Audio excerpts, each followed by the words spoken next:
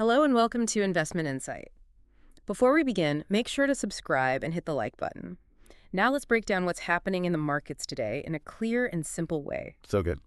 So, right now, if you log onto a computer in Beijing, you are, legally blocked from using ChatGPT. Right, the firewall is up. Exactly. But at this exact moment, there are millions of software developers in the United States and Europe who are actively building their whole businesses on top of artificial intelligence engines created in China. It is a massive contradiction, yeah. It really is. So today we are doing a deep dive into this hidden global AI trade war. Because if you're listening and you have a 401k you're just trying to figure out why tech stocks are jumping all over the place, you kind of need to understand this. Yeah, you really have to look at the plumbing of the global economy. Right. So based on recent analysis, we have the situation where a developer in Beijing can't access Google Gemini or OpenAI. But the Chinese government totally allows platforms like OpenRouter to operate. What is that? So OpenRouter is, well, it's the perfect starting point to understand this market.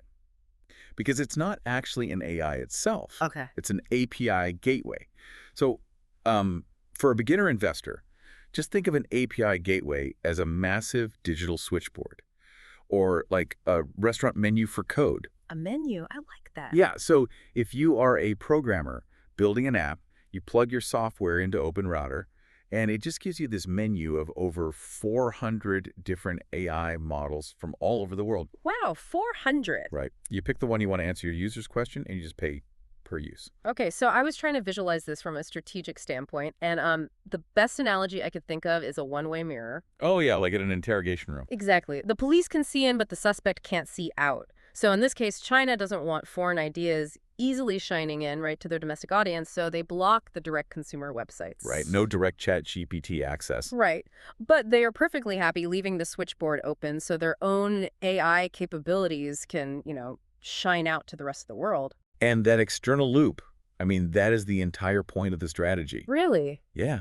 By leaving that switchboard open, China allows developers in Chicago, in London, to just seamlessly access Chinese AI models, like Alibaba's Qwen or DeepSeek. So they want the global reach. Exactly. They want developers worldwide testing and, crucially, paying for Chinese architecture. Wait, but hold on. That doesn't totally track for me. Why not? Well, if China is so aggressive about blocking foreign AI from reaching its citizens, how did Apple just get Apple Intelligence approved over there? Right. Because according to a recent report from July 2026, the Cyberspace Administration of China, the CIC, they actually gave Apple the green light. They did, but there's a huge catch. They gave them the green light because Apple isn't bringing an American AI engine into China. Oh, wait, what are they bringing? To get that approval, Apple essentially had to hollow out the American engine and drop a Chinese one into the vehicle. Serious? Yeah. The data shows that to comply with local regulations, Apple integrated local Chinese technology to power Apple Intelligence for those domestic users. So what are they using? Specifically, they integrated Alibaba's Qwen model and some foundational technology from Baidu. Wow. So if you buy a brand new iPhone in Shanghai today, the Apple Intelligence feature that's like sorting your emails is running on Alibaba's brain. Not Apple's, yeah, and definitely not OpenAI's. That's wild. It highlights the brilliance of their broader philosophy, honestly. Their goal isn't total isolation. It is controlled integration. Controlled integration. Oh, Right. sorry. They are perfectly willing to let massive foreign tech companies operate inside their borders, but those companies have to rely on a Chinese engine. Okay, that makes total sense from a corporate compliance standpoint. If Apple wants to sell phones, they follow the rules. Exactly. But that doesn't explain what's happening outside of China. If a developer in Ohio isn't forced to use a Chinese model, why on earth are they voluntarily choosing Alibaba's AI over, say, an American one? Well, the shift in the global market comes down to two things, really. Structural flexibility and incredibly aggressive pricing. Okay, break that down for me. According to a March 2026 report from the U.S.-China Economic and Security Review Commission, China has gone all in on an open-source AI strategy. Open source, right. Yeah, but they aren't just selling access to a chatbot online. They're actively pushing their research labs to release the underlying code and the mathematical weights directly to the public. Okay, let's pause there for a second, because I think people hear open source and just assume it means like free software. Right, it's more complicated than that. Yeah, releasing the weights is a big deal. For the beginner investor listening, think of the mathematical weights as the instance or the memory the AI developed while it was being trained in the lab. That's a great way to put it. So giving away the weights means you are giving away the AI's actual brain, all those billions of logic pathways, not just a login screen. Exactly. When you hand over the weights, you are handing over the entire architecture. And people are actually taking them up on this. Oh, the scale of adoption is staggering. That same report noted that Alibaba's Qwen model has generated over 100,000 derivative models on Hugging Face. 100,000. Yeah, Hugging Face is this massive hub where developers share AI code. So that's 100,000 unique variations built on top of a single Chinese engine. That is insane. And on top of that, these open models are significantly cheaper to operate than the top-tier American models, the ones the industry calls frontier models.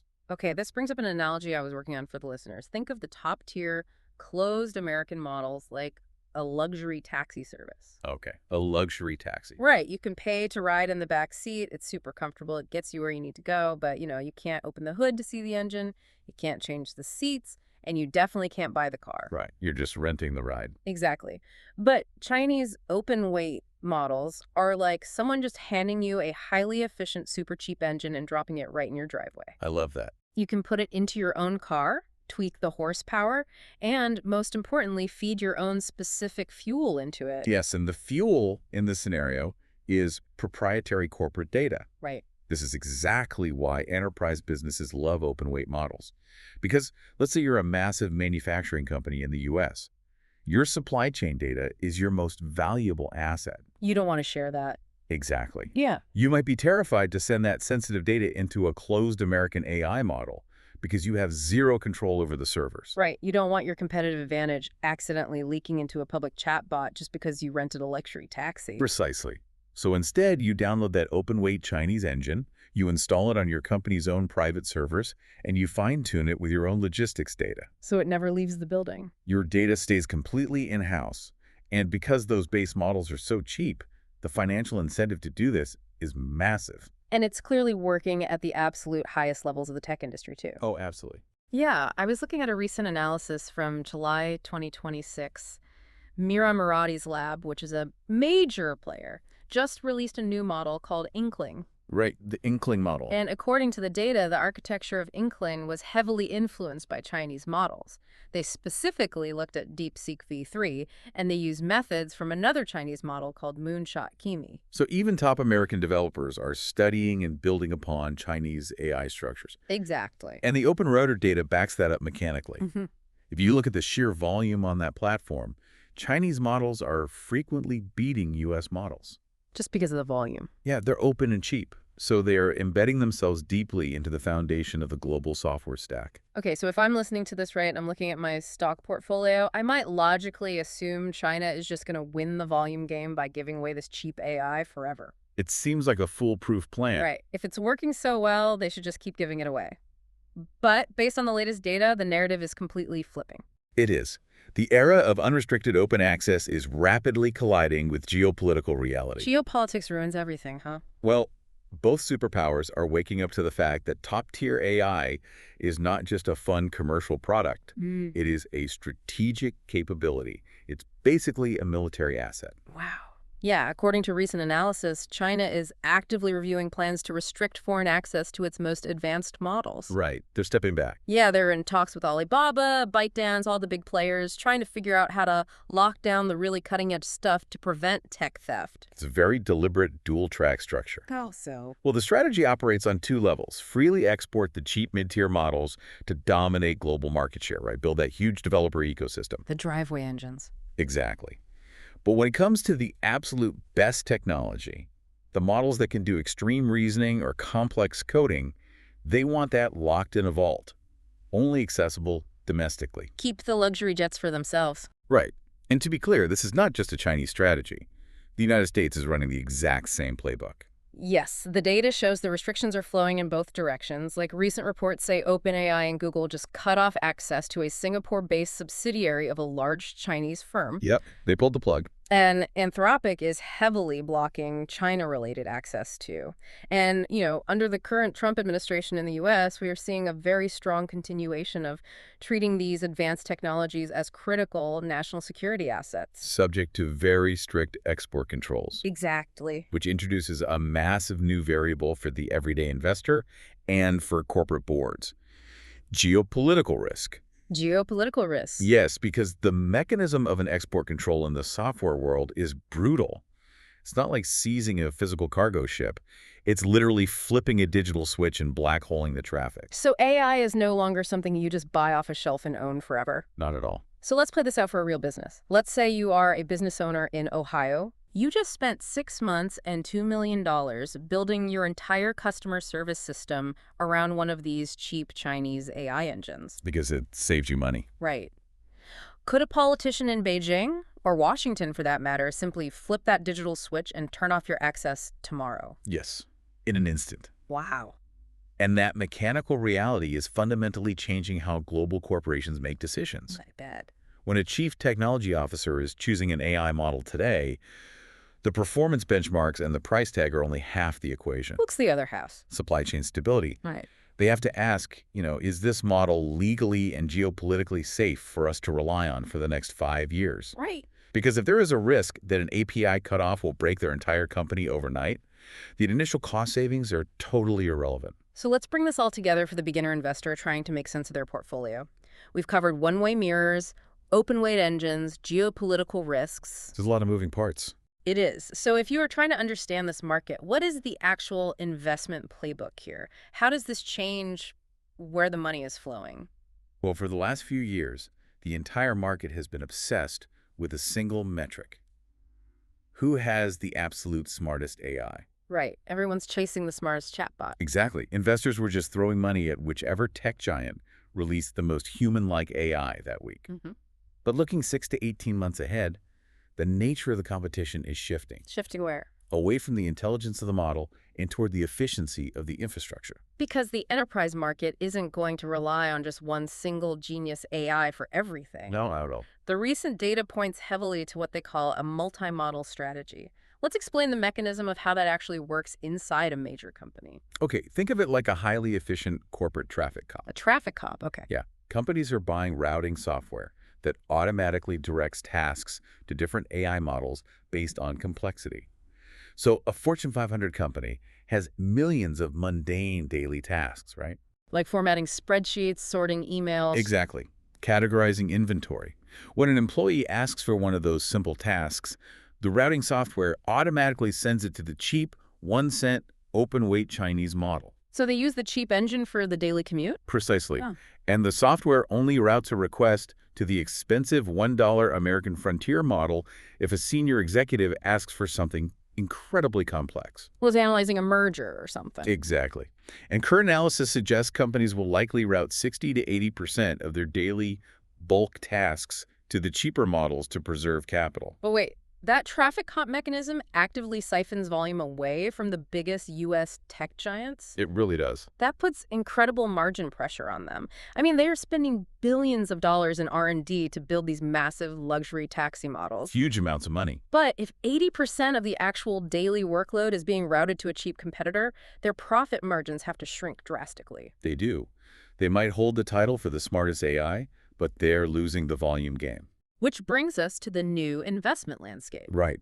The AI models themselves are increasingly becoming a commoditized resource. Just a commodity. Yeah, so if you want to find the real long-term value in the market, you don't look at the commodity, you look at the plumbing that delivers it. Okay, this is where we need a better framework than that old cliche about selling shovels in a gold rush. Oh, please. It feels much more like the early days of aviation. Okay, how so? Well, everyone in the 1920s was obsessed with which company was building the fastest or most luxurious passenger jet, right? The shiny new thing. But the guaranteed foundational money wasn't necessarily in the airplanes themselves.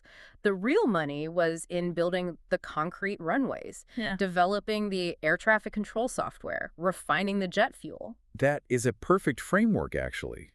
The real winners in this new environment are the infrastructure companies. The runways. Exactly.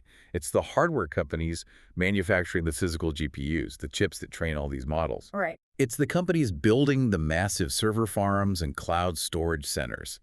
It's the developers writing that traffic cop AI gateway software. Routing software, yeah. And critically, it's the cybersecurity firms that ensure a corporation's proprietary data stays safe while it bounces between all these different global models. Because regardless of which AI model wins the intelligence test, right? Whether it's an American model or a Chinese model, expensive or cheap, It does matter. that software still requires physical chips to run, massive servers to live on, and robust security software to protect it. Exactly. It forces investors to look at the tech sector through a completely different lens. The foundation is where the resilience lies. Okay, so let's summarize the key takeaways from the data we've explored today. Let's do it. First, China's strategy isn't about walling themselves off. It's about controlled integration.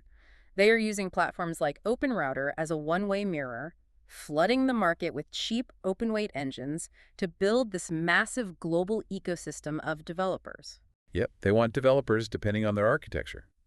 Second, while those cheap models fight a brutal price war for daily corporate tasks, both the US and China are treating their absolute best frontier tech like military assets. Which creates immense geopolitical risk for the supply chain. Exactly. And finally, AI is shifting from a pure technology race to a supply chain and pricing war, meaning the real investment opportunity might lie in the infrastructure, the runways and the air traffic control, rather than the jets themselves.